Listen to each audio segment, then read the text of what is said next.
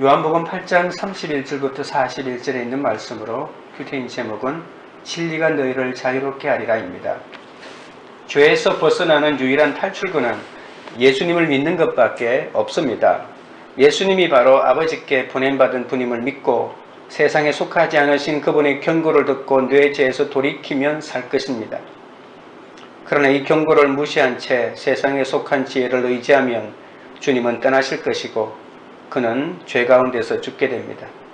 내 죄를 보고 악을 떠날 때 하나님께서 지혜를 주십니다. 내 지혜를 버리고 하나님께 돌이킬 때에는 이미 늦은 것 같아도 내 죄를 보기 시작하면 주님이 주시는 그 지혜로 문제를 해결할 수 있습니다.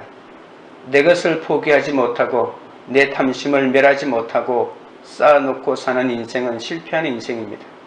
진정 성공을 원한다면 내 것으로 삼고 싶은 자랑과 칭찬을 없애야 합니다.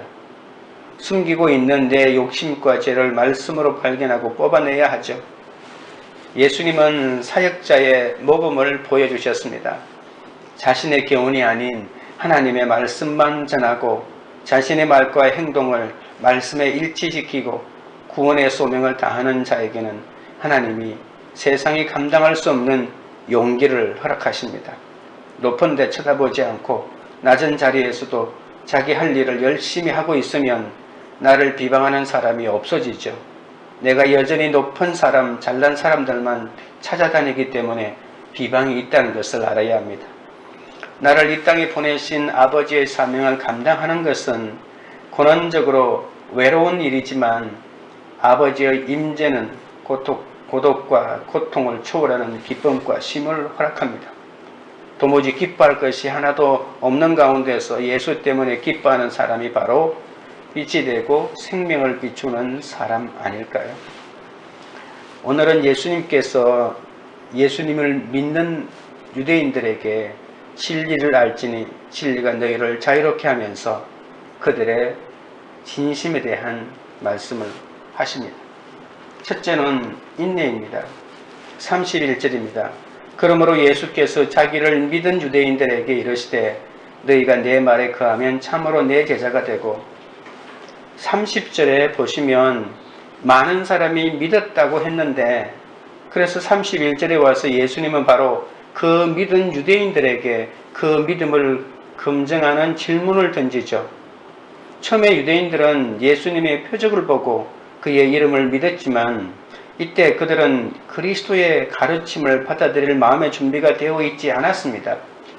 오늘 본문에 보십시오. 예수님을 믿은 유대인들이라고 하지만 그것이 진실한 믿음인지 아니면 거짓된 믿음인지 혹은 참 제자인지 아니면 거짓된 제자인지 정확하게 구별할 수는 없었죠.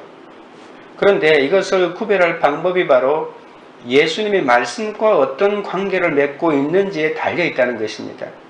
참된 제자의 특징은 예수님의 말씀에 거하는 것이라고 말하고 있죠.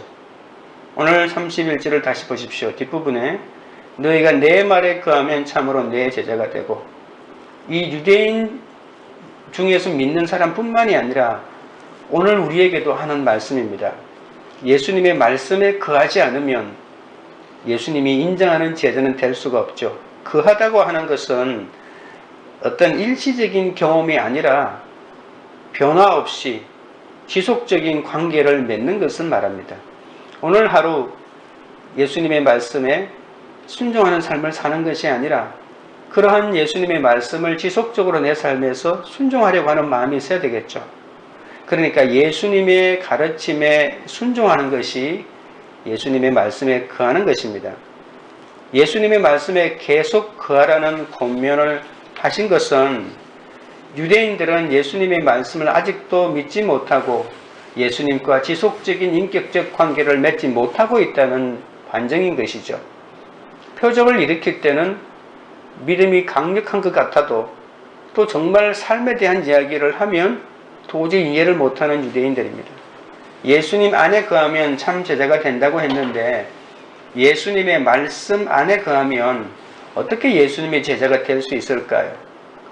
예수님의 제자는 예수님을 모방하고 따르는 사람이죠. 예수님의 말씀은 바로 예수님을 알고 배우는 것이 핵심입니다. 그러니까 말씀 없이 예수님을 알 방법이 없다는 것이죠. 예수님의 말씀 안에 거하면 예수님의 제자가 되는 것은 당연한 것입니다.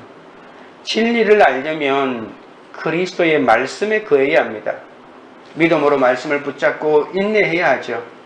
믿음으로 인내하며 예수님의 참 제자가 된 자라야 비로소 진리를 알게 된다는 것입니다. 32절입니다. 진리를 알지니 진리가 너희를 자유롭게 하리라. 예수님의 말씀 안에 거하면 진리를 알게 됩니다. 예수님의 말씀이 곧 진리이기 때문이죠. 예수님 안에서 일어나는 하나님의 계시가 진리라는 뜻입니다. 그래서 제자가 되는 것과 진리를 알게 되는 것은 같은 것이죠. 제자는 진리를 아는 자고 진리를 알 때 제자가 될 수 있는 것입니다. 진리는 인간과 하나님의 관계를 회복시켜주는 역할을 합니다. 진리는 진리를 아는 자에게 또한 자유롭게 하는 능력이 있다고 했죠. 그러면 그리스도는 어떤 자유를 얻을까요? 첫째는 죽음으로부터의 자유 아닐까요? 죄인은 하나님 앞에 결코 나아갈 수 없죠. 죄인에게는 심판이 있을 뿐입니다. 그런데 예수를 믿으면 죽음의 공포로부터 자유를 얻습니다. 죽음은 죽음으로 끝나지 않고 죽음이 바로 새로운 생명인 것을 깨닫게 되는 거죠.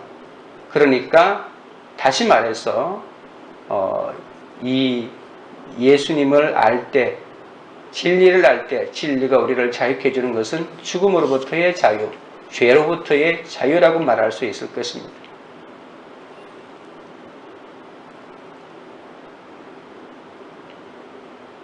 예수님을 믿으면 죽음의 공포에서 완전히 벗어난다고 했는데, 두 번째 우리가 예수님을 믿을 때 자유를 얻게 되는 것은 율법으로부터의 자유를 얻습니다. 율법은 우리에게 모든 율법을 지키도록 요구합니다. 그러나 인간의 노력과 의지만으로 모든 율법을 지킬 수는 없지 않습니까? 우리는 율법의 정죄와 또 그로 인한 죄책감에 갈등과 고통을 겪지 않을 수 없습니다. 물론 예수님도 율법을 지켜야 한다고 하셨습니다. 하지만 율법과 복음의 근본적인 차이가 어디 있을까요? 율법은 우리 스스로 지켜야 하지만 복음은 예수 그리스도께서 당신의 능력을 힘입어 율법을 완성해 가도록 우리를 도우시는 거죠. 셋째는 모든 사람 상황에서 자유를 얻게 하십니다. 세상을 살아가면서 수없는 고난의 사건을 만납니다. 그러나 우리 주님은 언제나 우리와 동행하십니다. 하나님의 사랑으로 우리가 세상에서 넉넉히 이기도록 인도하심을 잊지 말아야 할 것입니다. 하나님과 날로 친근해지고 복음의 빛이 무지의 구름을 몰아낸다고 했습니다. 내 죄를 깨닫고 성령의 충만함을 받아 죄와 사망의 가치관이 구원과 생명의 가치관으로 변하고 그토록 끊지 못하던 옛사람의 습관을 벗어버리게 되는 거죠. 이 진리는 사람에게서 나는 것이 아니라 위로부터 주어지는 하나님의 선물입니다. 그러니까 예수님이 바로 진리이기 때문에 그렇죠. 적용 질문 드립니다. 나는 믿음으로 말씀을 붙잡고 인내하는 삶을 삽니까? 말씀을 깨달아 내 죄를 포기하고 성령의 충만함을 주는 진리가 어떻게 나를 자유롭게 하고 있습니까? 둘째는 아들입니다. 33절입니다. 그들이 대답하되 우리가 아브라함의 자손이라 남의 종이 된 적이 없거늘 어찌하여 우리가 자유롭게 되리라 하느냐. 예수님의 말씀을 들은 유대인들은 기강된 목소리로 우리는 아브라함의 자손으로 이미 자유롭다고 외쳤습니다. 유대인들의 최고의 자랑거리는 아브라함의 자손이라는 거죠. 유대인들은 그들이 아브라함의 자손이기 때문에 자동으로 하나님 나라를 상속받는 것이라고 생각했습니다. 그러나 세례 요한은 자신을 아브라함의 자손으로 생각하지 말라고 경고했죠.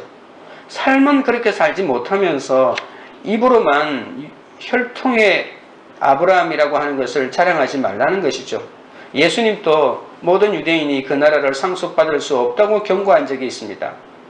아브라함의 자손이라는 자부심으로 똘똘 뭉친 유대인들에게 그들이 이제는 자유롭게 된다고 하니까 격분하기 시작한 거죠.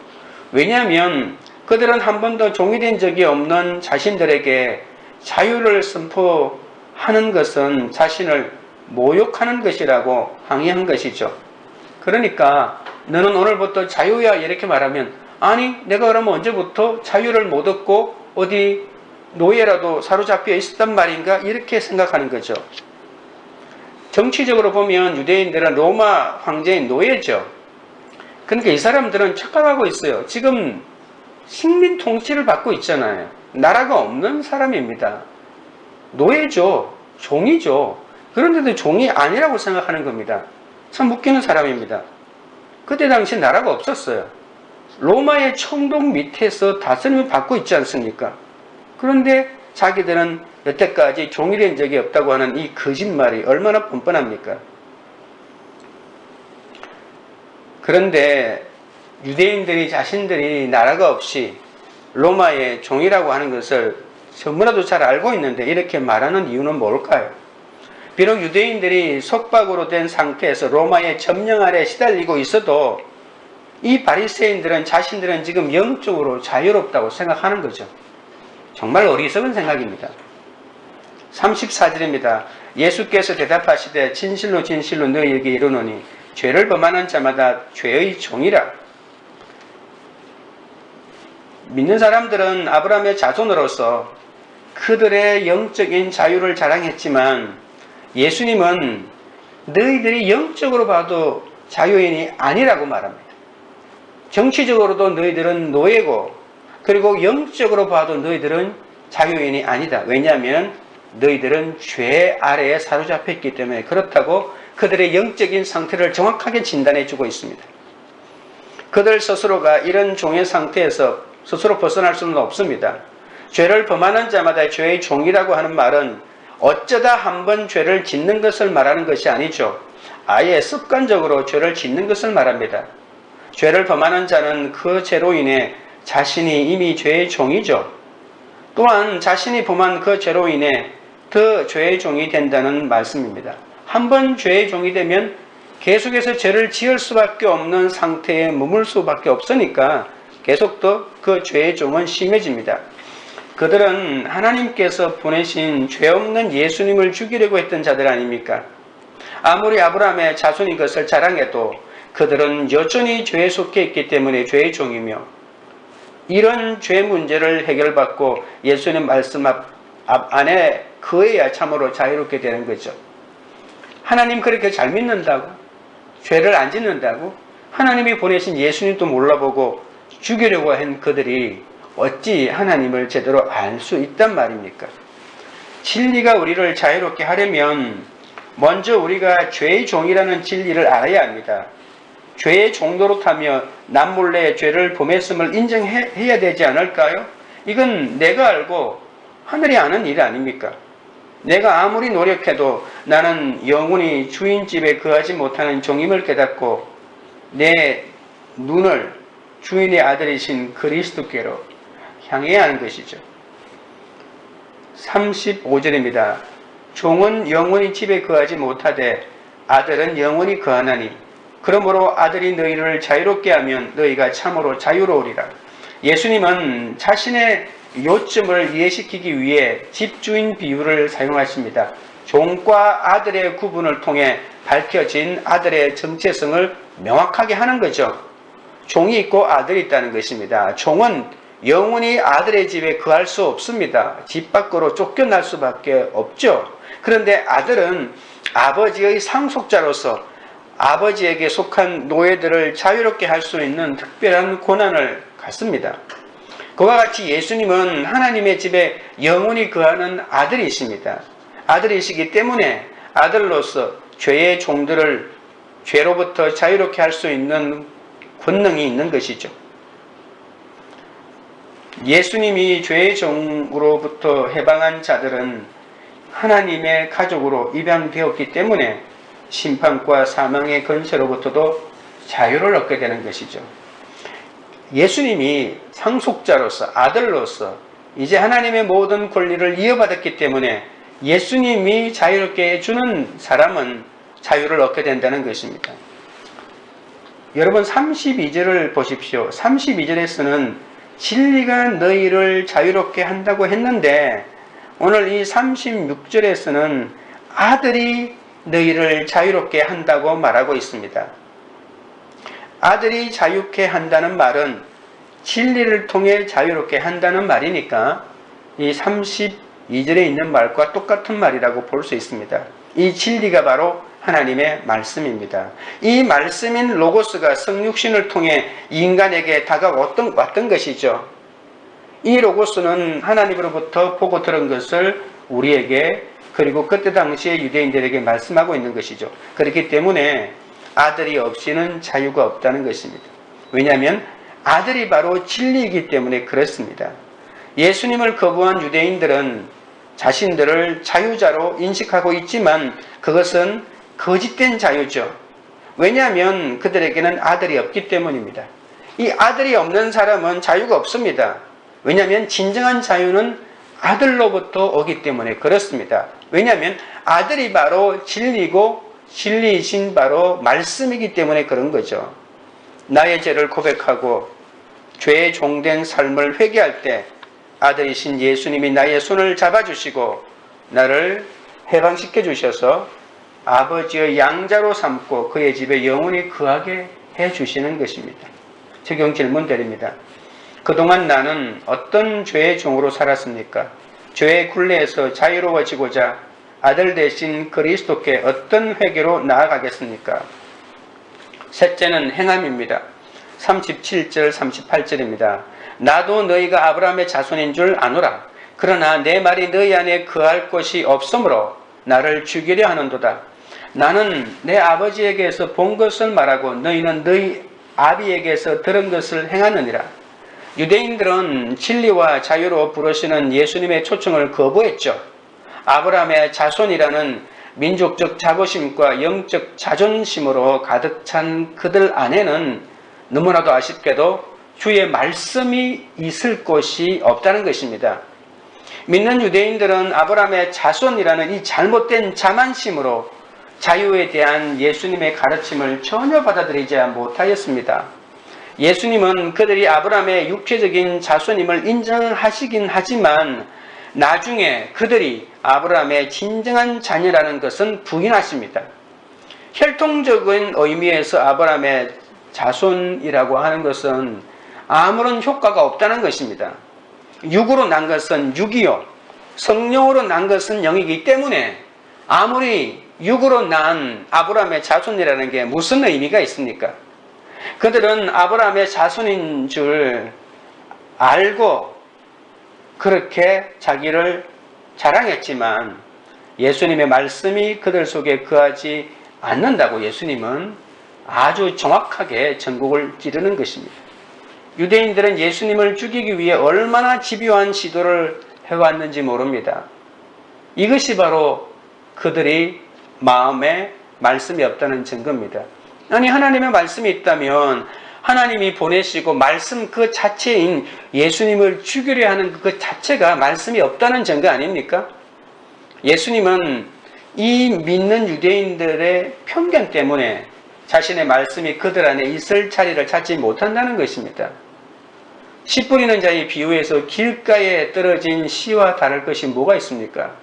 예수님은 내 말이 너희 안에 있을 곳이 없으므로 라고 말하면서 그렇기 때문에 너희들은 나와는 아무 관계가 없다. 다시 말하면 내 제자가 아니다 라고 이렇게 말합니다. 너희들이 지금 믿는 자같이 보여도 내 제자가 아니다. 너희 속에 말씀이 없기 때문이다. 말씀이 없다고요? 우리 아브라함의 자손인데요. 육적인 자손 아무 필요 없다. 만약에 너희들 마음속에 하나님의 말씀인 진리가 있다면 나를 죽이려 하지 않을 것이다. 이렇게 말씀하고 있는 것이죠. 예수님을 죽이려는 유대인들이야말로 육신적인 아브라함의 자손이라고 해서 자랑하고 있었지만 진정한 하나님의 아들됨과 자유를 받을 수 없다는 것을 예수님은 말씀하고 계십니다. 39절부터 41절입니다. 대답하여 이르되 우리 아버지는 아브라함이라 하니 예수께서 이르시되 너희가 아브라함의 자손이면 아브라함이 행한 일들을 할 것이거늘 지금 하나님께 들은 진리를 너희에게 말한 사람이 나를 죽이려 하는도다. 아브라함은 이렇게 하지 아니하였느니라. 너희는 너희 아비의 일을 행하는 일들을 하는도다. 대답하되 우리가 음란한 데서 나지 아니하였고 아버지는 한 분뿐이시니 곧 하나님이시로다. 아브라함은 진리를 말하는 예수님을 죽인 사람이 아니므로 아브라함의 자손이라면 적어도 아브라함의 자손답게 아브라함의 일을 하며 진리를 말하는 예수님을 죽이려는 것이 아니라 오히려 믿음으로 온전하게 받아들여야 한다는 그런 말씀이죠. 유대인들은 예수님이 말씀하셨던 진리를 받아들일 수 없었기 때문에 오히려 예수님을 죽이고자 하였습니다. 아브라함은 하나님의 말씀을 이해하지 못했을 때조차도 하나님의 말씀에 겸손히 순종하며 따라가는 것으로 유명하지 않습니까? 그들이 만약에 예수님이 하신 말씀이 이해가 안 된다면 그래도 순종하는 것이 아브라함의 자손이 마땅히 해야 될 일 아닙니까? 그런데 이해되지 않는다고 죽이려 하고 있으니 아브라함의 자손, 아브라함의 믿음과는 너무나도 다른 믿음 아닙니까? 유대인들은 아브라함처럼 하나님의 말씀에 믿음으로 순종하지 않고 진리를 전하는 예수님을 죽이려 함으로써 자신들 스스로 아브라함의 자손이 아닌 것을 증명하고 있는 것이죠. 예수님은 그들이 아브라함이 행했던 것처럼 행하지 않는다고 말씀하시면서 너희는 너희 아비가 행한 일들을 한다고 하십니다. 이제 내일 본문에 나오지만 그 아비는 바로 마귀라고 하는 거죠. 너희들은 내가 보니까 아브라함의 자손들이 아니라 마귀의 자손들이다라고 이렇게 예수님이 강력하게 말씀합니다. 예수님을 죽이려는 그들의 배후에는 마귀가 있습니다. 마귀는 예수님이 죽기를 바라죠. 이러한 마귀는 가론 유다의 마음속에서도 작용하여 예수님을 죽이려는 계획을 행동으로 옮기게 되었죠. 믿는 자들은 다시 또 격분하여 우리는 음란한 데서 나지 아니하였다고 선언합니다. 음란은 육신적인 음란보다도 다른 신을 섬기는 우상 숭배를 의미한다고 볼 수 있습니다. 유대인들은 자신들이 한 번도 우상을 숭배하지 않고 유일하신 하나님만 신실하게 섬겼다고 이렇게 주장하고 있는 것이죠. 그런데 그들은 예수님을 인정하지 하고 있지 않는 거잖아요. 예수님의 관점은 하나님을 믿느냐 믿지 않느냐는 하나님이 보내신 나를 받아들이느냐 받아들이지 않느냐에 따라서 바로 결정된다는 거죠. 나를 아는 사람은 아버지를 알고 아버지를 아는 사람은 나를 아는데 나를 받아들이지 않는 거 보니까 너희들이 하나님을 알지 못한다는 논리입니다. 아무리 말로 아브라함의 자손이며 하나님을 자기 아버지라고 외쳐도 행함으로 말씀을 거역하고 진리를 전하는 자를 핍박하는 사람은 자신이 음란한 데서 나온 자이며 그리스도의 원수라고 하는 것을 깨달아야 합니다. 내가 그렇게 말씀대로 살지 않는데도 내가 하나님의 아들이라고요? 그럴 수는 없습니다. 육적 혈통과 영적 직분이 아니라 나의 행함이 바로 내가 누구의 자손인지를 정확하게 증명해 주는 거죠. 적용 질문 드립니다. 진리의 가르침을 싫어하고 나에게 진리를 말하는 자를 미워한 적은 없습니까? 아브라함처럼 내가 하나님과 다른 사람들에게 보여야 할 믿음의 순종은 무엇입니까? 기도드리겠습니다. 하나님 아버지, 진리를 말하면서 자기 탐욕과 이기심에 갇혀 자신의 노예로 살았음을 용서하여 주옵소서. 이제 주님을 온전히 믿게 하여 주옵소서. 날마다 말씀 안에 거하며 말씀의 훈련으로 거듭하게 하옵소서. 인내의 믿음을 주심으로 말씀에 거하게 하셔서 그리스도의 참 제자로 진리를 알고 또 그 진리로부터 쏟아지는 힘으로 참된 자유를 누리게 하옵소서. 주님을 위해 내게 주신 모든 자유를 절제하고 인내하는 참 자유를 누리기를 원합니다. 나의 죄를 고백하고 죄의 종된 삶을 회개하오니 아들이신 예수님이 나의 손을 붙잡아 주시고 불쌍히 여겨 주옵소서. 내게 참된 해방과 자유를 주시고 아버지의 양자로 삼고 그의 집에 영원히 거하게 하여 주옵소서. 진리의 구경꾼으로만 머물지 않게 하옵소서. 나의 마음의 옥토를 갈아주셔서 진리를 먹고 삼키고 마시게 하여 주옵소서. 아무리 말로 아브라함의 자손이며 하나님을 자기 아버지라고 외친다 해도 행함으로 말씀을 거역하고 진리를 거부하는 자는 모두가 음란한 데서 나온 우상 숭배자라고 말씀하고 있사오니 그리스도의 원수가 되지 않고 두렵고 떨림으로 내 구원을 이루어 갈 수 있도록 불쌍히 여겨 주옵소서. 육적 혈통과 영적 직분의 가면을 벗어버리고 믿음의 순종으로 아브라함의 참 자손임을 나타내게 하여 주옵소서. 관계 우리들 교회가 진리의 가르침을 싫어하고 나에게 진리를 말하는 자를 미워하지 않게 하여 주옵소서. 아브라함처럼 하나님과 다른 사람들에게 보여야 할 믿음의 순종을 날마다 적용하는 그런 교회가 되도록 역사하여 주시옵소서. 예수님의 이름으로 기도드립니다. 아멘.